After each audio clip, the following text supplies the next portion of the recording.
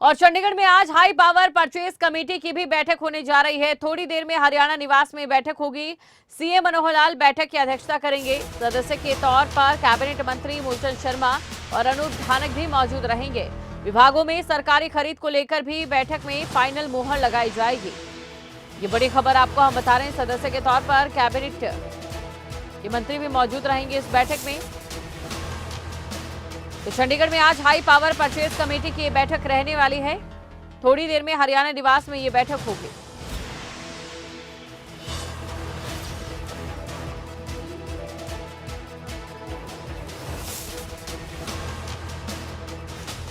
तो विभागों में सरकारी खरीद को लेकर ये बैठक रहने वाली है। हाई पावर परचेज कमेटी की ये बैठक चंडीगढ़ में आज थोड़ी देर में सीएम मनोहर लाल इस बैठक की अध्यक्षता करेंगे। सीएम मनोहर लाल इस बैठक में पहुंचेंगे। तो सीएम मनोहर लाल की ओर से इस बैठक की अध्यक्षता की जाएगी। विकास कार्यों को लेकर क्या सरकारी खरीद फरोख्त है, उसको लेकर इस बैठक में चर्चा की जाएगी। तो विभागों में सरकारी खरीद फरोख्त को लेकर बैठक में चर्चा की जाएगी। ये बड़ी खबर आपको बता दें, थोड़ी देर में हरियाणा निवास में बैठक रहने वाली है। सीएम मनोहर लाल बैठक की अध्यक्षता करेंगे। सदस्य के तौर पर कैबिनेट मंत्री मूलचंद शर्मा और अनूप धानक भी मौजूद रहेंगे। अगली खबर है चंडीगढ़ से, जहां पर आज हरियाणा में G20 की टीम भी होगी। जी हां, सीएम मनोहर लाल टीम के साथ डिनर करेंगे और पिंजौर गार्डन में डिनर किया जाएगा। तो पिंजौर गार्डन में डिनर किया जाएगा। सीएम मनोहर लाल टीम के साथ डिनर करेंगे। ये बड़ी खबर आपको बता दें।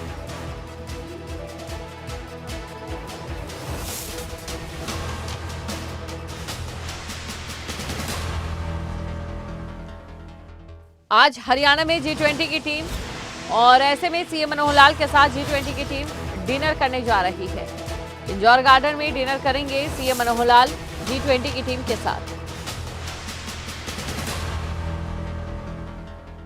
तो बड़ी खबर आपको बता रहे, G20 की टीम के साथ आज हरियाणा में डिनर रहने वाला है। तो कुल मिलाकर आज मैराथन बैठकों का दौर जो है वो जारी रहेगा, चाहे बात हाई पावर परचेज कमेटी की बैठक को लेकर की जाए या फिर बात की जाए इस समय जो हैफेड की बैठक जारी है उसको लेकर। और वहीं सीएम मनोहर लाल आज G20 की टीम के साथ डिनर करेंगे। तो आज बैठकों का दिन रहने वाला है। ये बड़ी खबर आपको बता दें, सीएम मनोहर लाल आज टीम के साथ डिनर करेंगे। G20 की टीम के साथ पिंजौर गार्डन में सीएम मनोहर लाल आज डिनर करेंगे।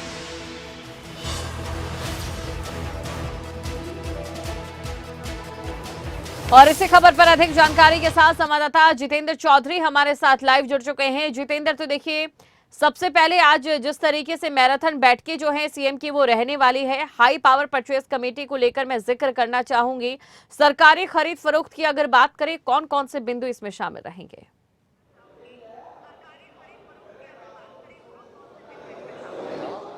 देखिए, बिल्कुल दीपशिका, आपने ठीक कहा कि आज कई बैठकें जो हैं मुख्यमंत्री मनोहर लाल की हैं और अभी हरियाणा निवास में हैफेड की जो बैठक है वो चल रही है। लेकिन हाई पावर परचेज कमेटी की बैठक भी कुछ ही पलों के बाद शुरू हो जाएगी और इसके लिए सदस्य के तौर पर मूलचंद शर्मा यहाँ पर पहुँच चुके हैं। साथ ही साथ शिक्षा मंत्री कंवरपाल गुर्जर भी यहाँ पर पहुँच चुके हैं। इसी तरीके से अलग अलग विभागों की जो खरीद होनी है, संबंधित विभाग के अधिकारी और मंत्री जो हैं इस बैठक के अंदर पहुँचते हुए नजर आते हैं। जहाँ तक बात की जाए बैठक की, तो बैठक में कुल 23 एजेंडे जो हैं वो रखे गए हैं और इन एजेंडों में अगर सबसे बड़े खरीद की अगर हम बात करें तो परिवहन विभाग की सबसे बड़ी खरीद जो है इलेक्ट्रिक बसों की होनी है, जिसके लिए जो अनुमान है वो करीब 2700 करोड़ रुपए की जो बसों की जो खरीद है वो होनी है, जिसको लेकर के इस बैठक के अंदर एजेंडा रखा गया है। बैठक में खासतौर से सरकारी खरीद को लेकर के फाइनल मोहर लगाई जाती है।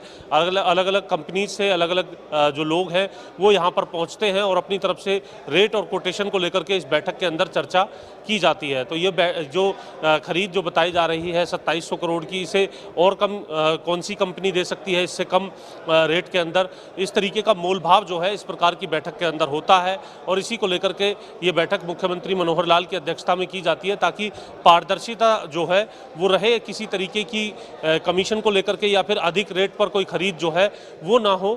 इसलिए इस प्रकार की जो बैठक है समय समय पर आयोजित की जाती है।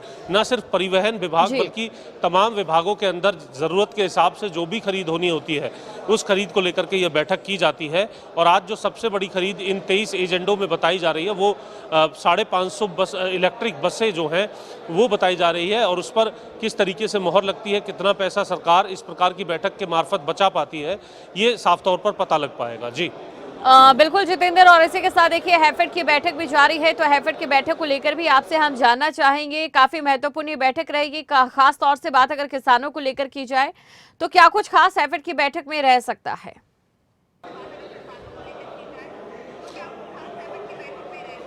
देखिए, हैफेड की बैठक भी इससे पहले, क्योंकि 10:30 बजे हैफेड की जो बैठक है वो शुरू हो चुकी थी। कृषि मंत्री जेपी दलाल के साथ साथ तमाम जो अधिकारी हैं वो इस बैठक के लिए यहाँ पर पहुँच चुके थे। मुख्यमंत्री मनोहर लाल की तरफ से ही ये बैठक की जा रही थी। दूसरी बैठक जो हाई पावर परचेज जिसका हम जिक्र कर रहे थे वो बैठक भी इसी के बाद निरंतर शुरू हो जाएगी। और हैफेड की बैठक में भी हैफेड से जुड़े जो तमाम मसले हैं उन्हें लेकर के जहाँ चर्चा की जाएगी, उससे संबंधित जो भी विषय हैं उनकी समीक्षा की जाएगी, और आने वाले समय में किस तरीके से कार्य करना है इसको लेकर के निर्देश देने का काम मुख्यमंत्री मनोहर लाल की तरफ से किया जाएगा। फिलहाल अगर हम बात करें तो हाई पावर परचेज कमेटी की बैठक को लेकर के लगातार जो अधिकारी हैं, जो वेंडर्स हैं जिनसे खरीद की जानी है, उनकी कोटेशंस लेकर के वो यहाँ पर पहुँचे हुए हैं, और सीधा उनके साथ इस बैठक के अंदर चर्चा करने के बाद मोहर लगाने का काम किया जाएगा। तमाम जो 23 एजेंडे हैं उनमें से कितने एजेंडों पर फाइनल मोहर लगती है ये बैठक के बाद ही पता चल पाएगा, और कितने एजेंडे आगे के लिए डेफर किए जाते हैं इसकी भी जानकारी जो है बैठक के बाद पता चल पाएगी। जी बिल्कुल, G20 की टीम क्योंकि इस समय हरियाणा में होगी और आज शाम को डिनर सीएम मनोहर लाल के साथ उनका ये रहने वाला है, तो इसको लेकर भी आपसे एक सवाल मैं जानना चाहूंगी। देखिए क्योंकि इस समय अगर बात करें G20 की जिम्मेदारी भारत के पास है, 8 देश ऐसे हैं जो कि बिल्कुल दिवालिया होने के कगार पर है, और G20 की अध्यक्षता इस समय भारत कर रहा है। G20 की जितनी भी बैठकें हैं, जितने भी डिनर हैं, उनका एक अर्थ निकल कर सामने आता है, तो ऐसे में ये वाला डिनर कितना खास?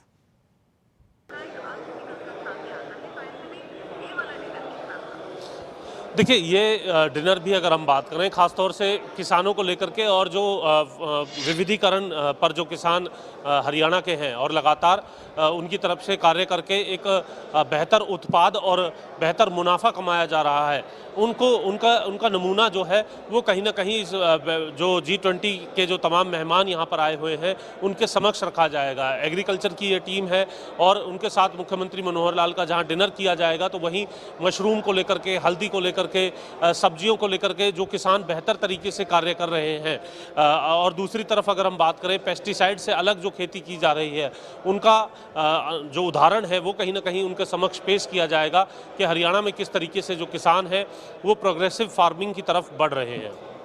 बिल्कुल सही कहा जितेंद्र आपने। और देखिए यूएन की ओर से जहां पर एक तरफ मोटे अनाज को प्रमोट किया जा रहा है, इसका दायित्व भी भारत के पास है, और ऐसे में हरियाणा भी कहीं ना कहीं अव्वल नजर आता है। लेकिन एक चिंता की बात यहां पर यह भी है कि राजस्थान के अलावा किसी भी राज्य में मोटे अनाज का जो उत्पादन है वो बढ़ा नहीं है, तो ऐसे में क्या मोटे अनाज को लेकर भी इस डिनर में कुछ खास हमें देखने को मिल सकता है?